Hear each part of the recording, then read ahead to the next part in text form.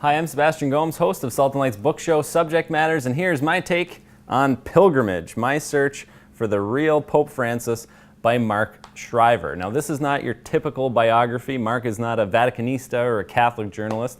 He's an ordinary Catholic. Well, I shouldn't say that, a famous Catholic at that. He's the son of Sergeant Shriver and Eunice Kennedy, who you'll know is the sister of John and Robert Kennedy. So, famous, yes, but he's writing this book, Mark, as an ordinary Catholic from his own experience. And he admits at the beginning of the book to being, quote, skeptical, disillusioned, and uncertain whether the Catholic Church remained a force for good in the world.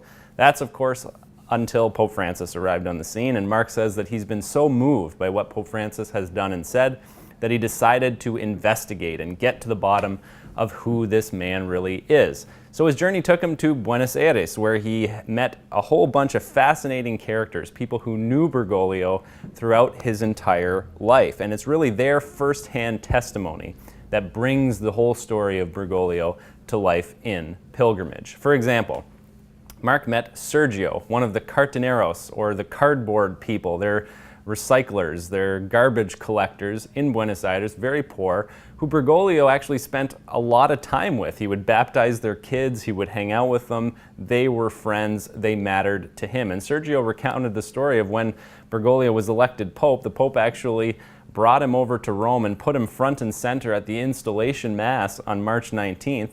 So there is Sergio wearing his Cartoneros t-shirt ahead of all these dignitaries. And after the mass, the Pope actually met privately with him and a few others before he met with any of the other politicians and ambassadors and diplomats who were all there for the Pope. So that gives you some sense of the priority that Pope Francis gives to these people who he knew and loved so well in Buenos Aires. Now, the book is filled with these kinds of wonderful stories, and Mark paints a really vivid picture of who Bergoglio was and the people he associated with. And we also learn a lot about Mark's own faith journey along the way, which I really like. It makes the book very readable, very accessible. It's not a definitive biography, as I mentioned, but it's not meant to be. It's meant for anyone who, like Mark, has been really moved by what Pope Francis has said and done over these last few years and wants to learn more about him. There's a little bit of all of us in Pilgrimage, my search for the real Pope Francis by Mark Shriver. Enjoy.